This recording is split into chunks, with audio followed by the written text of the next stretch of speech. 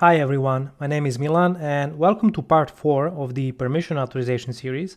In this video, we're going to see how we can use custom claims inside of our JSON Web Token to implement permission authorization. We're going to compare this approach to the one from the previous video where we were fetching the permissions from the database on every request. I'm going to discuss the pros and cons of both approaches and we'll try to decide which one of them is better.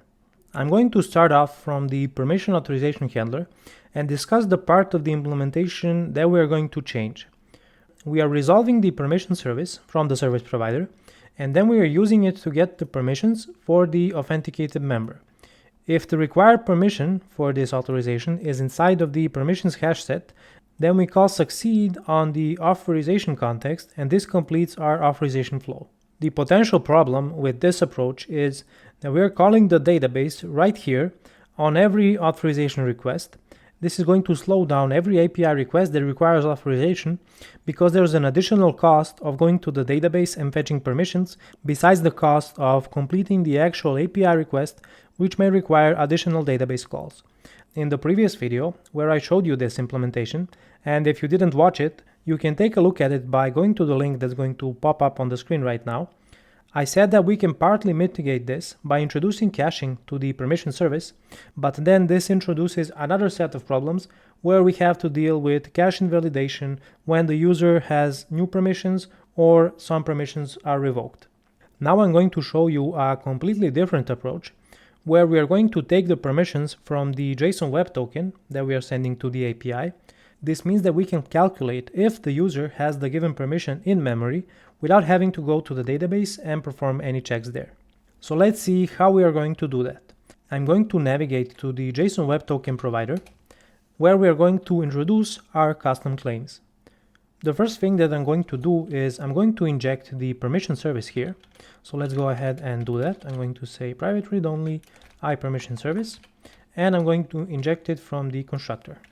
Inside of the generate method that is responsible for creating our JSON Web Token, I'm going to call the permission service, get the permissions for this member, and then I'm going to add these permissions as custom claims inside of the JSON Web Token.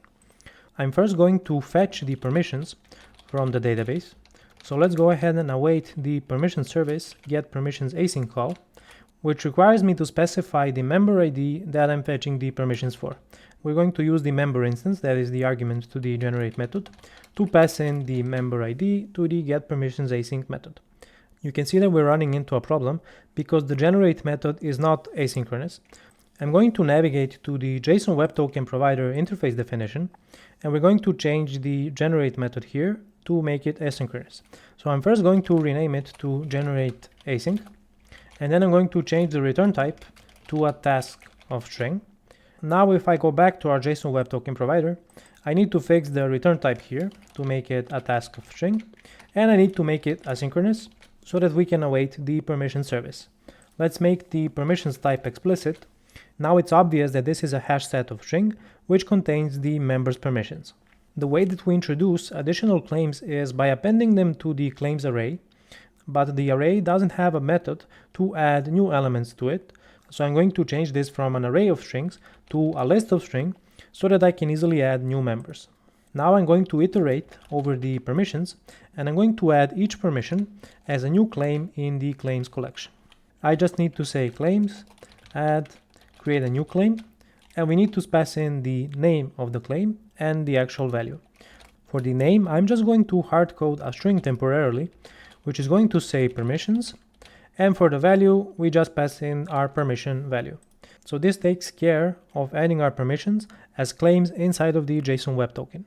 One immediate improvement point that we can make is to define a constant that is going to hold the custom claim name for our permissions. We're going to need this later anyway, so we might as well add it now. I'm going to add a new class, which I will call custom claims.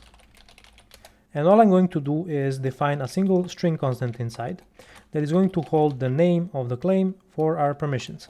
So I'm going to say internal const string permissions, and I'm going to give it a value of permissions. And now I can go back to our JSON Web Token provider, and instead of hard coding permissions here, I'm going to say custom claims and pass in permissions. I'm going to start the application, and we're going to try to generate a new JSON Web Token from Postman and see if that JSON Web Token actually contains the permissions that we added to the claims. I'm going to send a post request to our API, which is going to hit our login endpoint, and it's going to return a new JSON Web Token.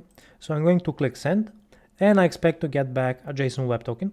Let's take this JSON Web Token and head over to JWT.io. I'm going to paste our JSON Web Token here, and we're going to take a look at the payload to see what we have inside. You can see that we have the sub and email claims as we did before, but what's new is now we have a new claim that is holding our permissions.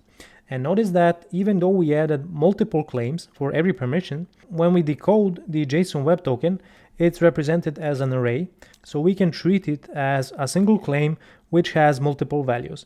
In this case, we have the read member and update member permissions present inside of this JSON Web Token. Now that we have our permissions inside of our JSON Web Token, let's see how we can use them in the permission authorization handler to actually implement the authorization. I'm back in the permission authorization handler, and I'm going to get rid of this code here that generates a new service scope and resolves the permission service, because now we are going to get the permissions from the claims present on the JSON Web Token. So I'm going to get rid of this here, and let's try to fetch the permissions from the claims. So I'm going to say context user claims, and we want to get all of the claims where the claim type matches our custom claims permissions value. So I'm going to say where type is equal to custom claims permissions. We're going to select just the value from these claims. So let's write a small projection to get only the value from the claim. After this call to select, we have an IEnumerable of string which contains our claims. I just need to append a call of toHashSet, and we end up with a hash set of string for our permissions, just as we did in the previous example. The check if we actually have the given permission present remains the same. With these changes applied, we can completely get rid of the previous logic where we were fetching the member ID from the claims and parsing it into a GUID. So I'm going to get rid of these and delete them.